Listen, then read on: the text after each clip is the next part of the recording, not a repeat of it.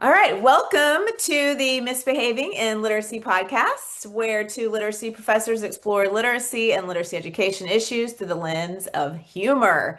We have in common a passion for helping young children become literate and empowering their teachers to do what's best for children and not what's best for administrators, state education agencies, and politicians. This is episode 3 of our podcast, and today we are thrilled to have with us two of the authors of the most recent What's Hot in Literacy article, Evan Ortlieb and Matthew Panozzo. And for the last couple of years, the last few years, this issue has been published, or this article has been published once a year in the journal Literacy Research and Instruction. So, welcome. Matthew Thank you and for Evan. having us. We are very excited to talk all things literacy, what's hot, with two of the best right here, and really looking forward to engaging in the conversation. Yes, thank you for having us. Thank you. All All right. right, Well, I'm going to so let Marilyn start. Go for it, Marilyn. yes, I'll start off with a question for you guys. How can you share with the audience a brief history of what's hot in literacy and a description of how you conduct the study? Sure. So maybe I'll kick things off, and Matthew, feel free to chime in wherever. So we are now 29 years in Wow. of what's hot in literacy research, of course, started by the one, the only Jack Cassidy, a mentor of many of ours, a former IRA at the time, or now ILA president, president of ALER, et cetera, many accolades to Jack Cassidy. And what he did way back 29 years ago was trying to establish a pulse, knowing that many times literacy researchers and reading specialists are sometimes isolated in the work that they do. Maybe they're the one literacy person in the school that's that literacy czar, or maybe you have a team of a couple literacy professors on your faculty, but you don't always have the full lay of the land or knowledge of the landscape in terms of what's happening across the U.S., maybe even in some international spaces. And he thought maybe we could examine a research line to really address what's going on. And so he started this What's Hot in Literacy. It was originally featured in Reading Today, which was a magazine way back when that has had a number of different iterations over time. And as Bethany mentioned now, it's permanent house in literacy research and instruction. This line of research over time, we've also taken some snapshots 10 years in, 25 years in, to kind of even 20 years in. What have trends been over periods of time or decades? And so there's a lot of research that is out there around these hot topics in literacy that certainly have an ebb and flow in terms of which ones are receiving popularity over time. That's a little bit of the background there. I don't know about you, it's one of the things that I really look forward to doing each and every year. I first had that opportunity when I was recruited to join Jack Cassidy over at A&M Corpus. And he said, I'm going to put you on this cool project. And I certainly knew of the project as a young in the field. And it's one of those things where many people have joined as the third author at times, right? And I was originally the third author. And for whatever reason, Stephanie Grote Garcia, who's another influential member of the team, and I were two of the people that stood out to Jack for various reasons. And so we three sort of the ones to carry that work on forward. And then with the unfortunate passing of Jack, Stephanie and I thought carrying out that future work related to what's hot was certainly what the field needed and what we needed to do to sort of honor his legacy and continue to inform the field. Certainly, yeah, and we're glad you did. And it's still actually I was looking yesterday on the LRI website. It's one of the most cited articles that we publish. So that's another, one reason why we like keeping it in literacy research and instruction. And I always say you'd be hard pressed to find articles, especially on, like you said, hot topics, writing, multimodal literacy, digital literacy, et cetera, where you won't have, a citation from from one of the What's Hot in Literacy. And we feel like it speaks to faculty and researchers. It speaks to practitioners and classroom teachers and literacy specialists and coaches, et cetera, grad students, and so forth. So it has a little bit of something for everyone. And to me, that's really what high impact is all about. Well, and Definitely. Go ahead. Sorry. just to carry off of that, a lot of that broad audience appeal is because we are interviewing the 25 literacy specialists who have varied backgrounds, experiences, and expertise. And so because we have, the geographic diversity, the socioeconomic diversity, and the sort of career diversity, we get that strong pulse that Evan talked about. Yeah, definitely. I think it's a great temperature check too on the state of affairs in literacy. Yeah. So of this year's study, what could you tell us is the most compelling or perhaps a surprising finding from this year's study? That's an interesting question. I think when we reflect upon the results and whatnot, I don't know if anything surprised me, but I think my perspective on that is you have a duality of focus between very traditional skills-based explicit instruction, such as science of reading, early literacy, phonics.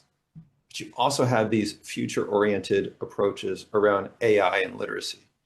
And to me, you have this dual focus of, back to the basics, but extend into the future, right? And so to me, that leaves a lot of question marks about what are we asking second grade teachers? What are we asking of literacy coaches, and how do they do their jobs most effectively, not only to prepare people to be able to read and write and develop comprehension skills, et cetera, but to be literate today and into the future, utilizing tools and other practices to be most efficient in their literacy gains and in that development, right?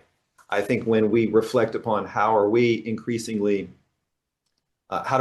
our skill development today, or our knowledge base, et cetera, we're utilizing a number of tools that are not in the traditional canon, not in the literacy curricular framework. And so I think as much as we're requiring a lot of things to happen based upon what we're seeing across the board with policy formation, science of reading, focus, et cetera, we still have this other, because people understand that you have to pump the gas in new places in order to continue to see the elevated reading outcomes that we seek. Mm-hmm. Interesting.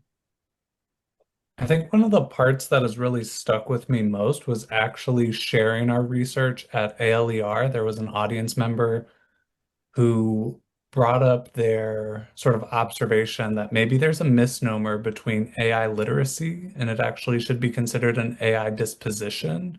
Like, what is our relationship to AI?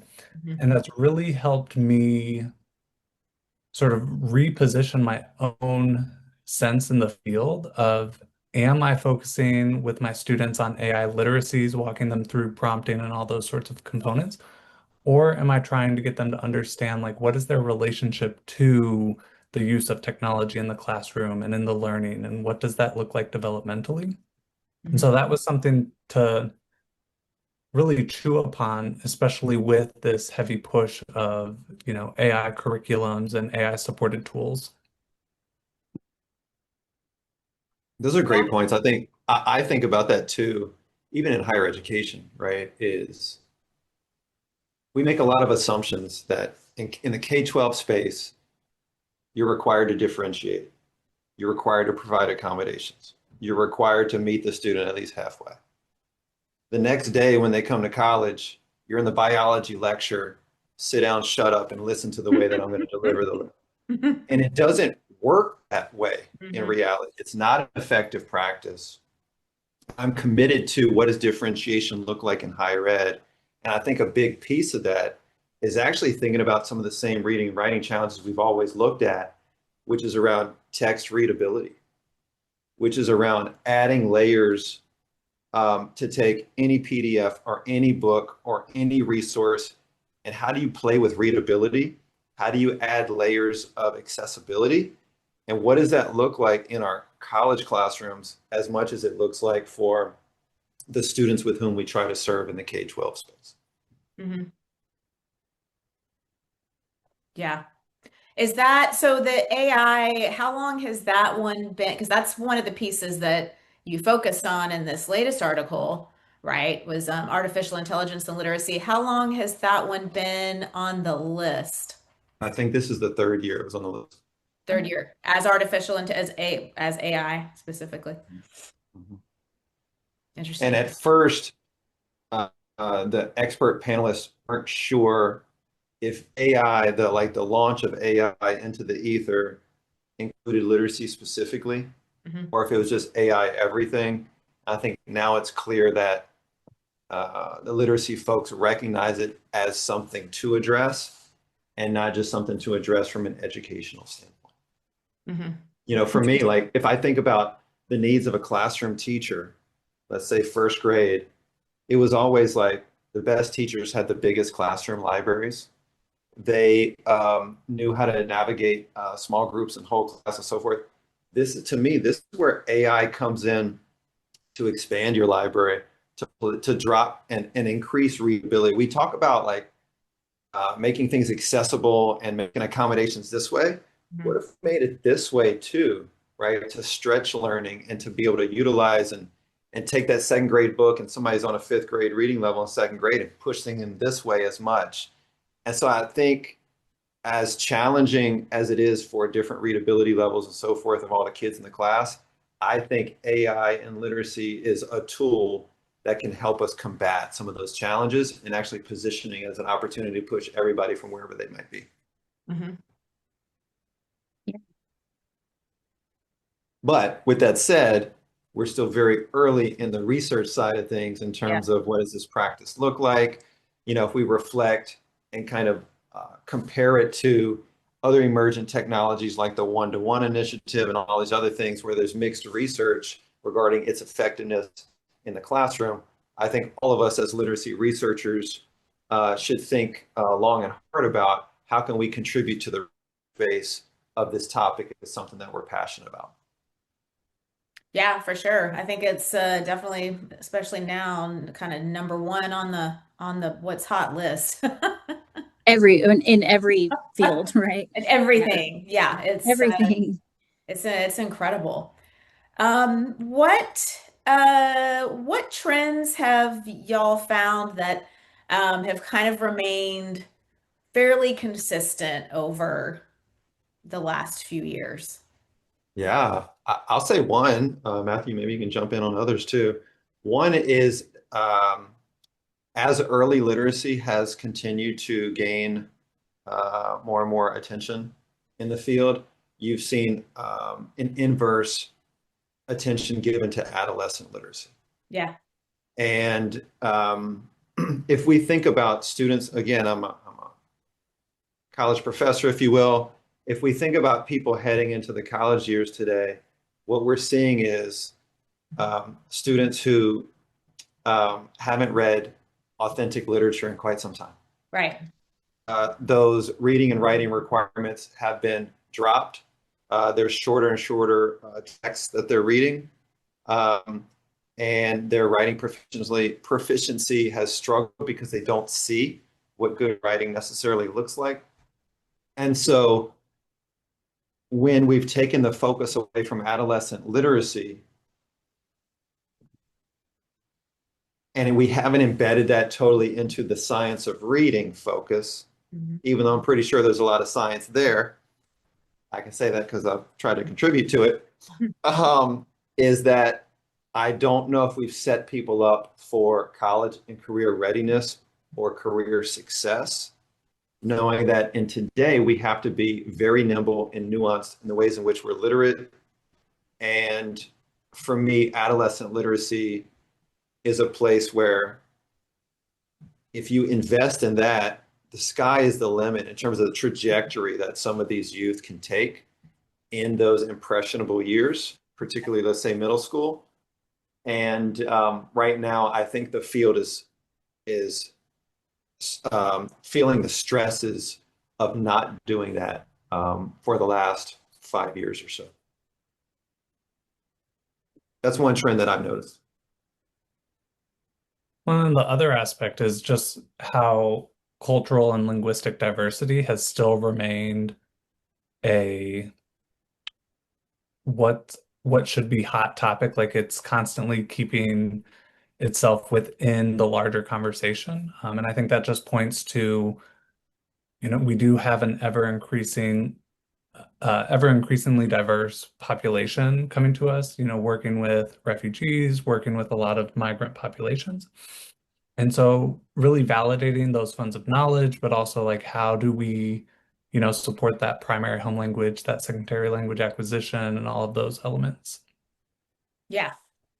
Yeah. And I think those two go hand in hand, the two topics that you discussed, because I don't know about y'all, but even in the in the elementary schools, we're seeing fewer and fewer books because of either book bans or teachers just getting rid of their complete libraries because I don't want to mess with having to catalog everything. Right. Or teachers, I had a teacher this week tell me, they were given some books by the district and the district came in to do some observations and said, "Oh, you're using them wrong." But didn't tell them why or offer to Sure. demonstrate how to use them. And so the Or teachers were try like, to help them use them right. yeah, didn't try to help them, demonstrate anything. So the teachers were like, okay, fine, and just shelved the book. So, just how are they going to read more and more, lengthier books, more complex books, and grow into their later elementary and then middle school and high school years if the books aren't even there? And then much less, Right. then of course we're throwing out all the books with diverse characters and people.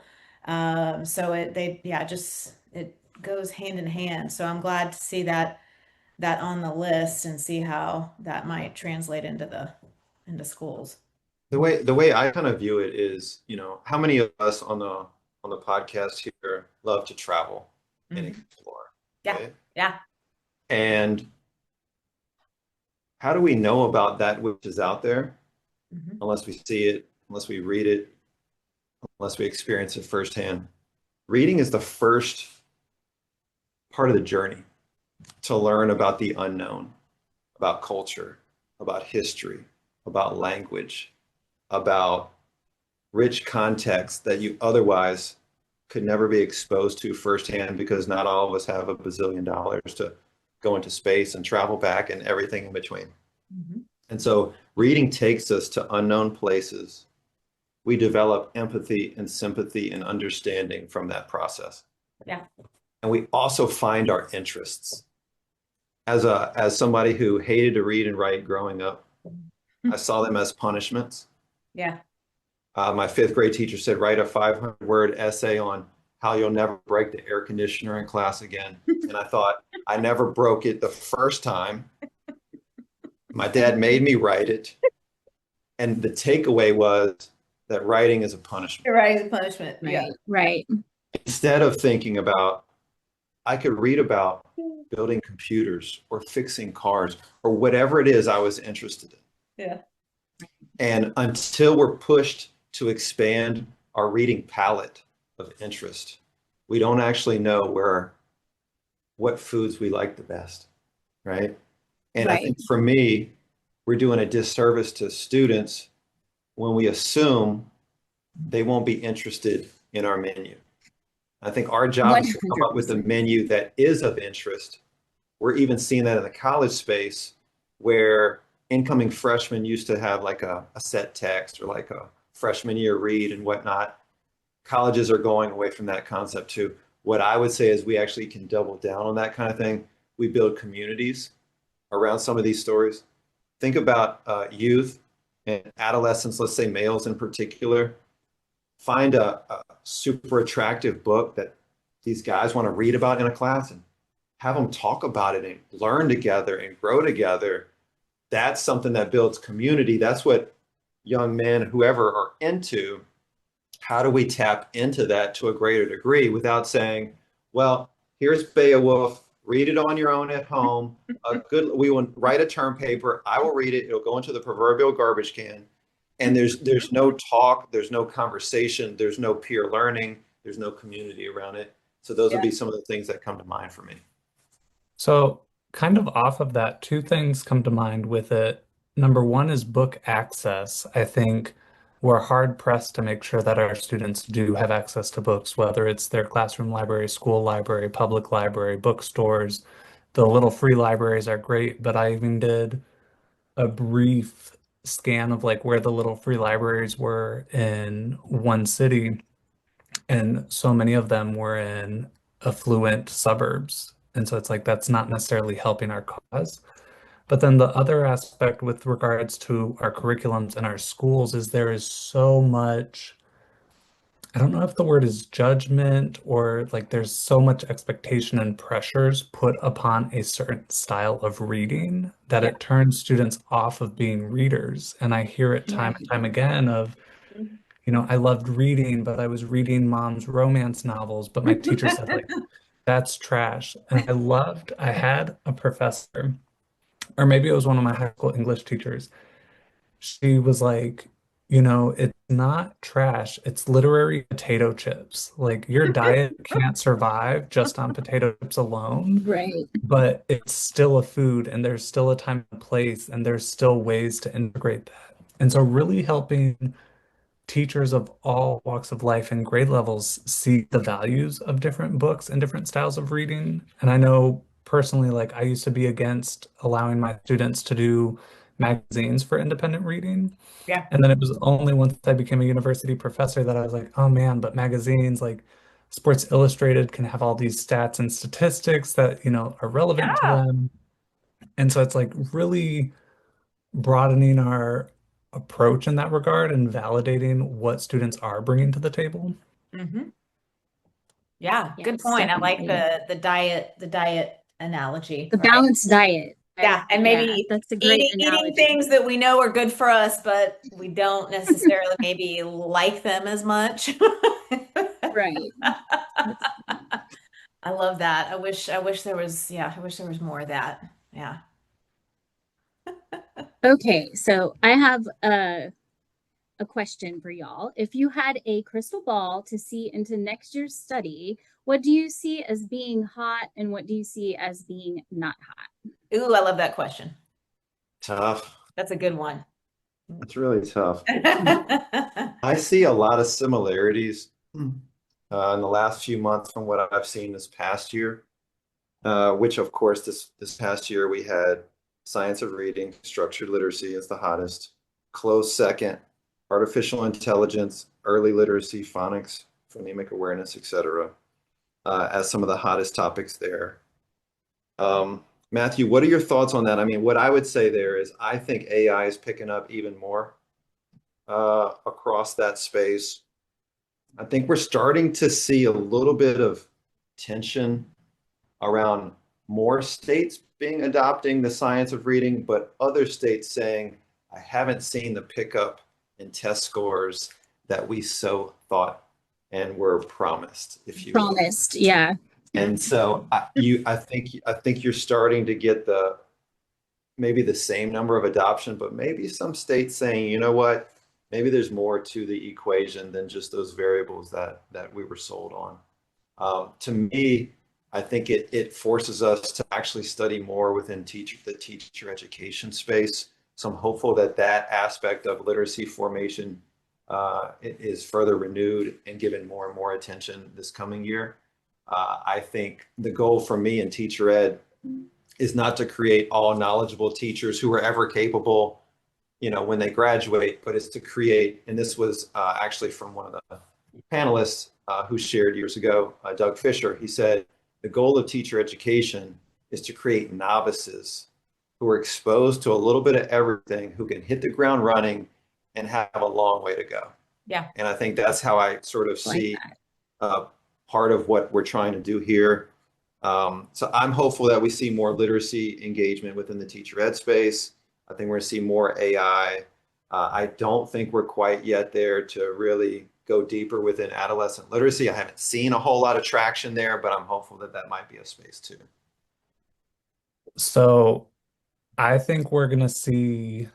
So this is where it's hard because if I think about our form and our interview protocol, I don't see a clear like, oh, this category is going to be hot or not hot. I see kind of a merging of several categories and nuanced conversations.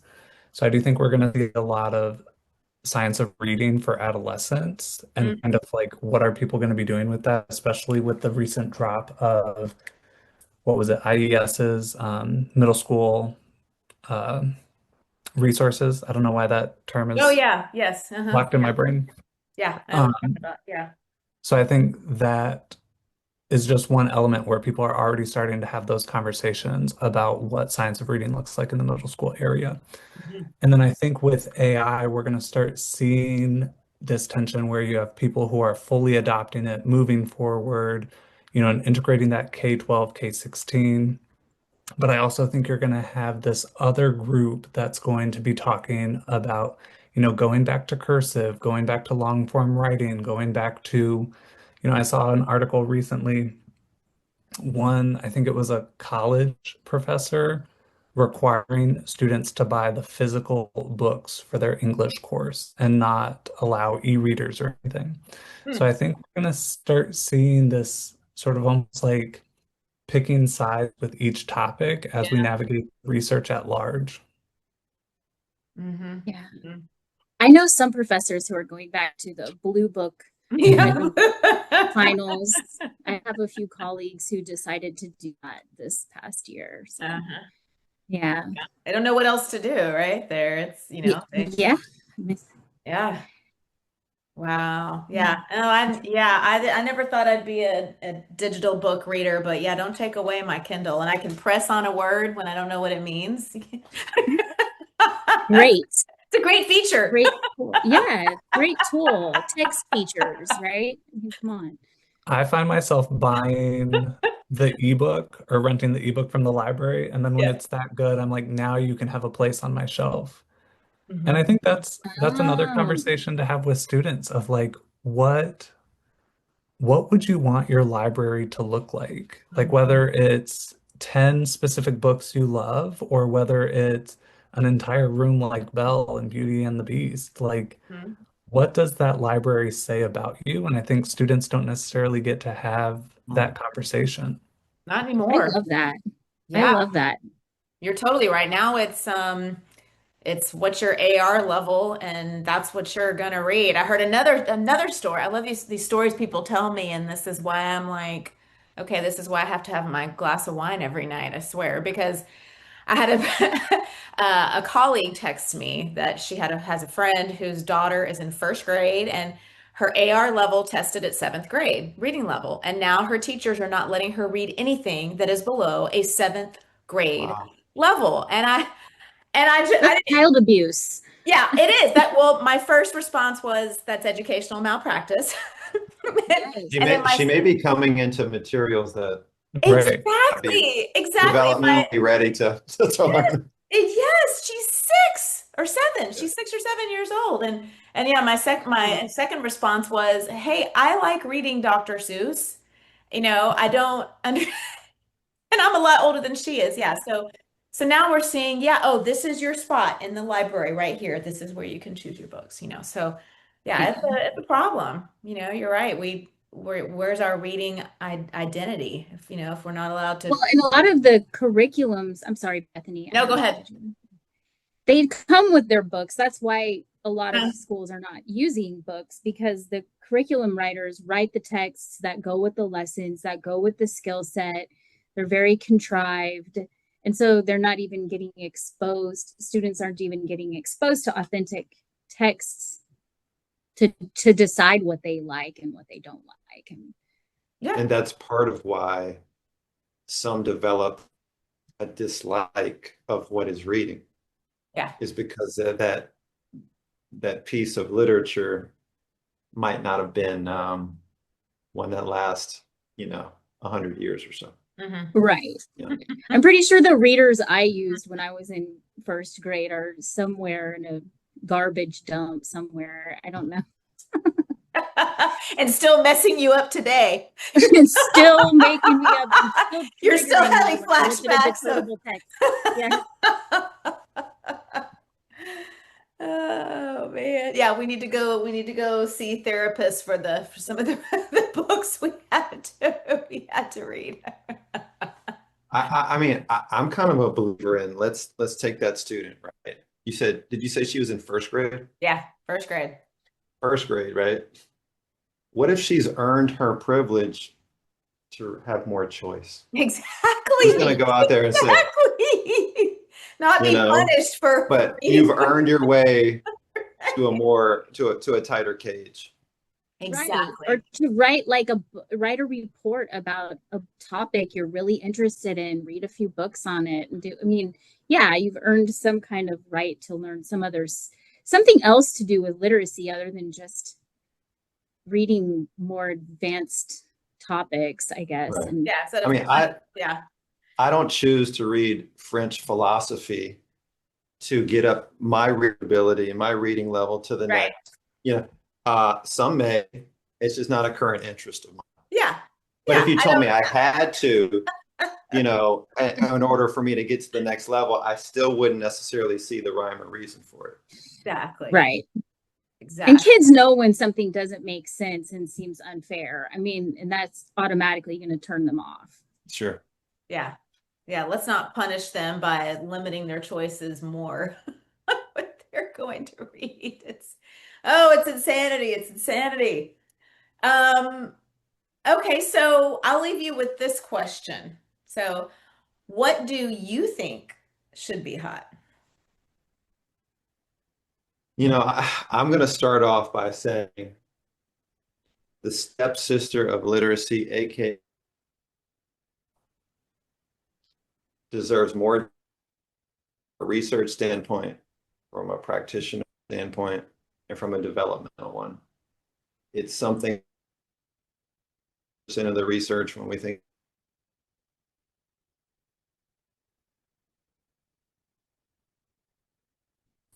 one, it's difficult to assess. Two is the way that we teach it is less known, and I think a lot of teachers don't feel they're good writers themselves. And so Seth Parsons and a number of us are currently engaged in some research projects to explore what are the nuances between writing motivation and interest. So if you're motivated but you're not interested, or you're interested but not motivated, Mhm. and with a correlation to teacher self-efficacy of teaching writing. So we think that there's going to be a correlation between a fifth grade teacher who doesn't feel comfortable writing herself, doesn't feel comfortable teaching writing, that coming across in one's instruction to the students themselves, whether they're motivated or interested as well. So there's a lot of cool research that's currently underway to further nuance and explore some of these dimensions. But I do think that for me, I would love to read more and more about writing research. And every time that Bethany, you, and other folks from the team send me an article, I sort of hope and pray and send some smoke signals up. And I think, can it be something related to writing? Because I just don't see enough of it. Because I want to be a better writing teacher and so forth. And I think reading is a way to be able to achieve that oftentimes. Yeah. Cool. I like it. I like it. Yeah, me too. What about you, Matthew? Sorry about my dog. You're fine. Um, I I'm always going to advocate for book access. I think we need to be talking about it more. I mean, there are great programs out there that are getting, I think about Dolly Parton's Imagination Library getting Mhm. books in the hands of, young kids and families. Yeah. But it's like what that stops at age 5. Mhm. If schools are getting rid of libraries and classroom libraries, like where are students getting access to those books to? So just like talking through like how do we do that? Like especially when you can't necessarily rely on, webtoons to offer free open source literacy rich material. But then to Evan's point of wanting to see more writing, I feel like so much of our students' time is social. There's so much emphasis on think, pair, share, turn and talk, all of those elements.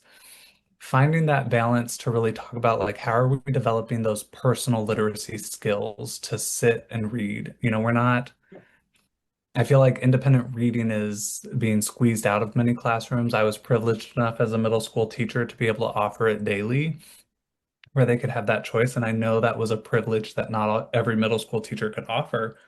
But it's like, where are we giving the students to write in their journal and not worry about like, oh, did I put the comma in the right place?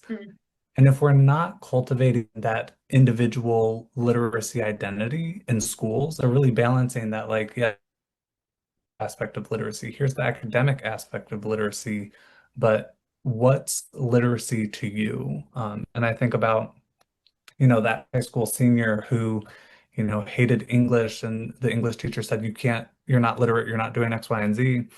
And he's like, here's a car manual with pictures, and I can follow it along and I can build this engine. Like, that's literate to me. And so, really allowing students to see that and take ownership, regardless of where they are. I love it. I love it. Beautiful. Yeah. Those are powerful statements, Matthew. I think I'll say one other thing there, which is like just a strategy such as journaling.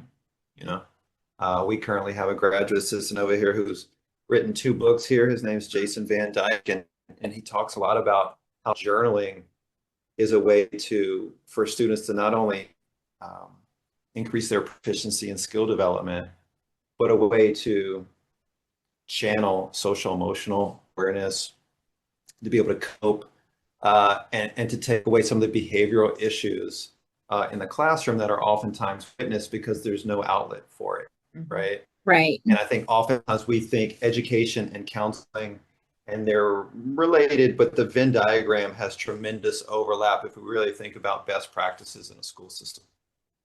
Oh, yeah.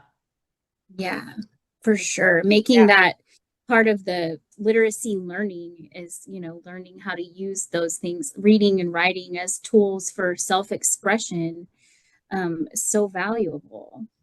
Exactly. We take those tools away and take the time away, or make it like what Matthew was saying about, oh, it's just grammar and handwriting and nothing else. Then we're taking away those tools of self-expression and using our language, right? And our funds of knowledge and everything we bring from home. It's more than just, taking away some time to write. You're taking away a lot more than And that. that's when you see kids either say one of 2 things. One is, well, school is awesome. I get to do this. I get science experiments. I get to, read about things I like and so forth. Or school isn't for me. My identity is not represented in the classroom. I like to do X. They only let me do Y. They make me write this. I can't explore that. Count me out at some point. You have a series of those jaded, experiences, and no longer is school the opportunity that we all hope it to be. Yeah. Yeah. Wow. Yeah. Yeah. Oh, I love it. I feel like we've solved. We haven't solved. We brought up a lot of problems. We could. We could. Yeah. We could. Yes. Give us some time and some resources and some pull. A new reading panel here. A new national reading panel. Yes, we're going to start a new reading. It's about time to have a new national reading panel. Been a while, yeah. It's been a quarter of a century. Well, I'm just going to say that could be a future RRQ initiative. So I'll leave that with Bethany. You'll leave that with me. I love it. I love it. Well, thank you so much, Matthew and Evan, for being with us and taking some time out of your very busy days. And of course, we'd recommend everybody, regardless of what kind of literacy educator you are, to go to Literacy Research and Instruction, to the website, and check out the latest What's Hot articles, as well as a few of the most recent articles as well. So thank you so much for joining us today. No, it was our pleasure. Thank you. Yeah.